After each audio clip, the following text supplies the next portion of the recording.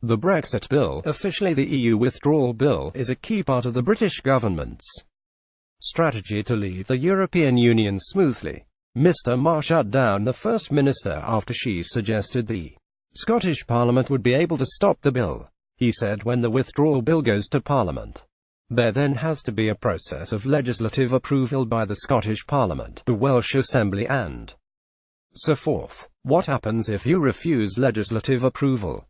Nothing, really. You can say, we don't approve, and it still goes through. BBCBrexit News. Andrew Marr said Scotland cannot stop the Brexit bill. Sturgeon said the Scottish Parliament would not vote in favour of the bill because it is allegedly a power grab on Scotland's powers. She said the legislative consent process is a convention, but I think it's unthinkable that the House of Commons, the UK government, would ignore not just the views of the Scottish Parliament but the Welsh Assembly as well. We are trying to plan for our part of what would happen. We have announced this week that we have a continuity bill of our own that we will introduce to the Scottish Parliament. But let me be clear that right now I cannot and will not recommend to the Scottish Parliament approval of the withdrawal bill because it is a power grab on the powers of the Scottish Parliament. It comes as the Scottish Government prepares to publish its own Brexit impact analysis reporting on the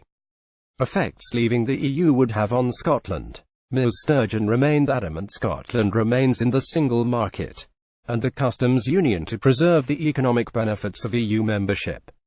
She said more than 18 months on from the Brexit vote, it beggars belief that the UK government is not only still unable to say what kind of relationship it wants with the EU, but has also failed to produce any meaningful economic assessment of the different possibilities.